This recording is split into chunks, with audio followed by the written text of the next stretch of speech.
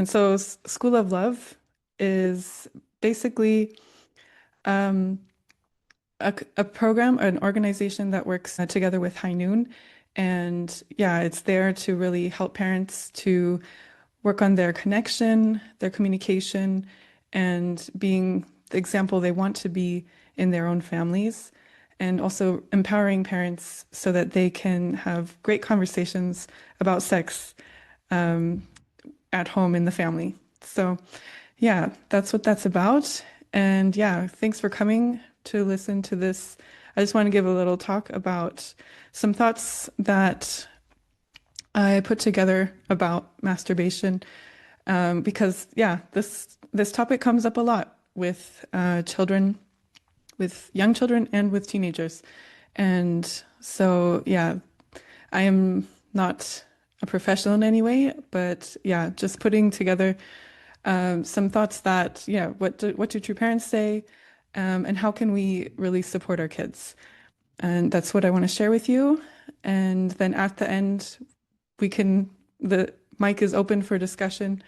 Yeah, I'll stop the recording for that. And yeah, I think it's really the best when we can support each other as parents because, yeah, we all have the same vision that true parents um, have shared with us.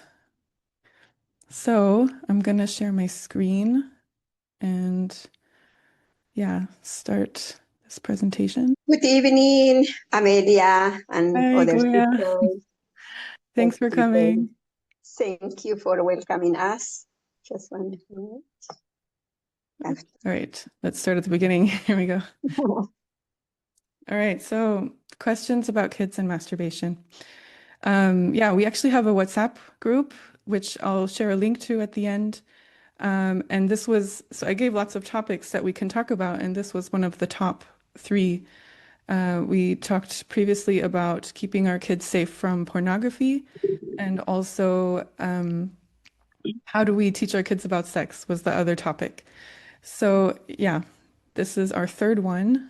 And now, yeah, I want to focus on these things, God's vision, which our two parents have shared with us about sex, basically. What is absolute sex? Three different approaches to talk about masturbation.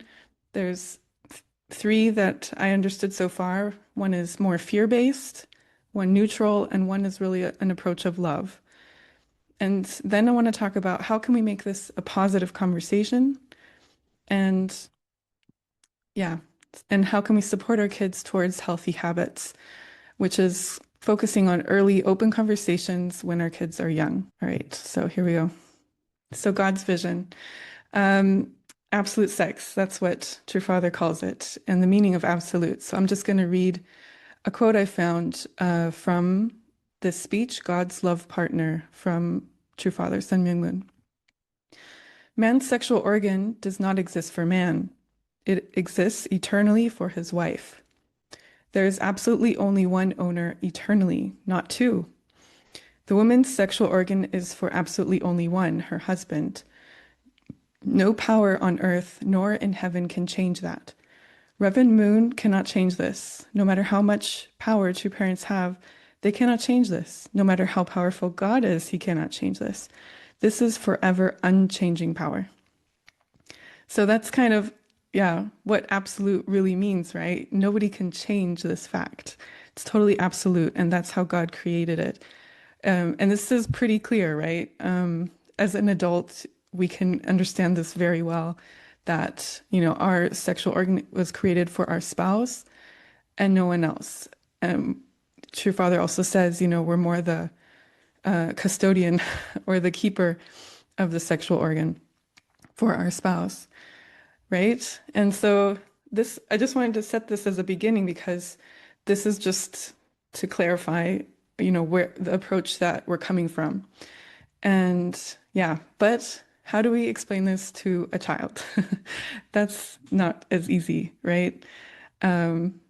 Sometimes, yeah, I've tried, and then especially when kids are really young, they'll be like, but why?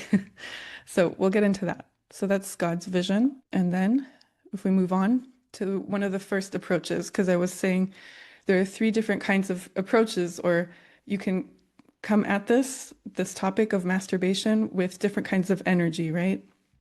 And so this approach, fear, is, I think, kind of an old approach. Like a lot of us have experienced talking about this from an energy of fear. We don't do this because then we become a sinner, or because it's bad and then I'm bad or something like that. And this approach, it basically relies on creating some sort of negative association to stop the behavior. Whereas, yeah, this habit of masturbation, it's not really about being bad or evil, but the habit itself, it creates more of what you don't want, which is loneliness. So this is what I found from a Hundoke Journal of Unification Studies, a unificationist perspective of masturbation. So, and this speaks into this fear-based approach.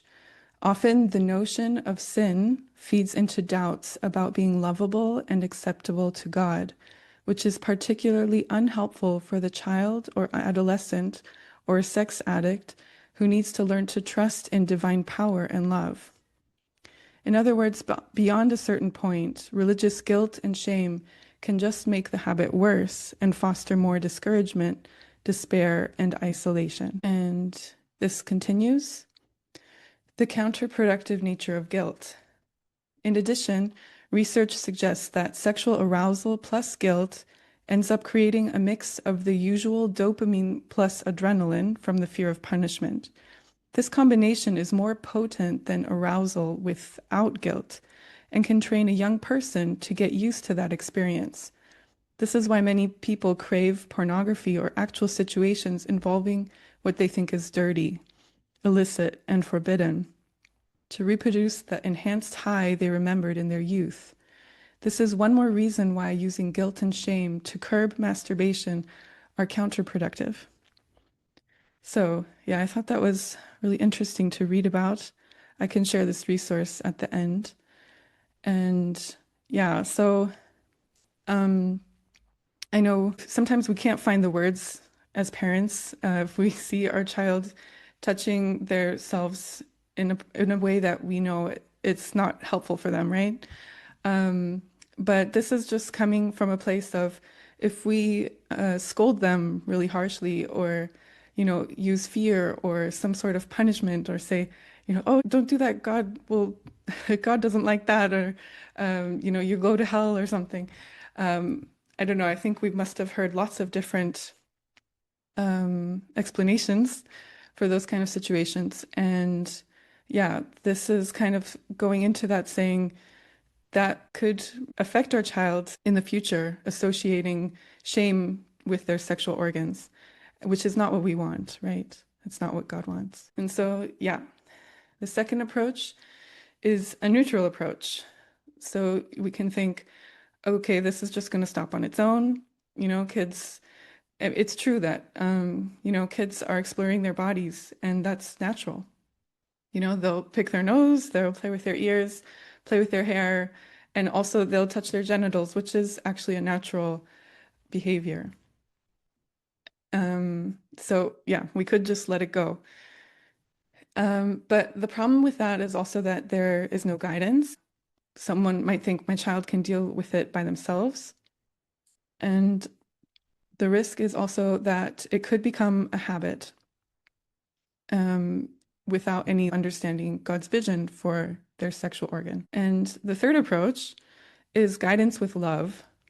So, yeah, what we ultimately want with our kids is to really be connected with them, and for them to feel loved. So, if we see these different kinds of behaviors and we just are involved and curious about our children and have conversations about their habits, then we can really head towards the ultimate goal, which is being connected with our kids and guide them with love. And also, we can connect them to God's vision by talking about that vision, but not severing them from that vision, by using fear. If we come from a fear-based approach, then they might think, okay, I'm not good enough for heaven, or I won't reach that anyway. So why try? Yeah, so understanding sin and divine love. This is also from the same source, Journal of Unification Studies. It is probably most useful to emphasize that, as with any moral error, the significance of masturbation being sinful is not that the divine parent rejects us when we participate in that behavior, but rather that the consequences of natural law punish us and cause harm to others, whether we notice this or not. And so, yeah, I really love this part of this Journal of Unification Studies because it's focusing on God's grace. God loves us no matter what. That's sometimes something we forget to say, maybe in our families, in our parenting, or even, accepting for ourselves. But masturbation is still not a healthy habit that's going to really lead our kids to um, a healthy, thriving marriage and sex life in the future. So, yeah.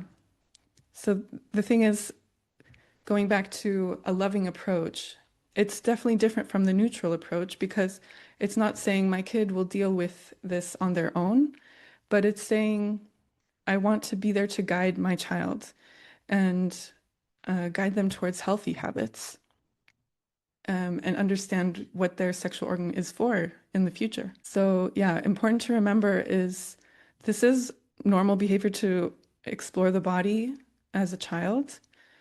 And there is a difference when very young children do this and also children who start this after puberty, because after puberty, that is more of a like sexual masturbation, but before it's more exploring the body.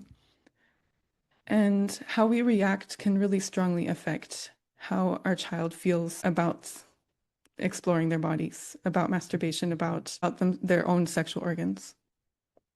And our role as parents is to really be there for our kids, guide our children to be happier and even more successful than ourselves, right? So how do we do that? We need to just really be connected with them and guide them with a good example. So how can we make this a positive conversation? So yeah, one thing that I've learned and also seen with other parental educators is to just make your tone a very positive and matter-of-fact tone. So if you have young kids and you see them touching their sexual organs in an inappropriate way, then you can just say in a really natural way, hey, honey, that's not a toy. Do you know what it's for? And start a conversation about it.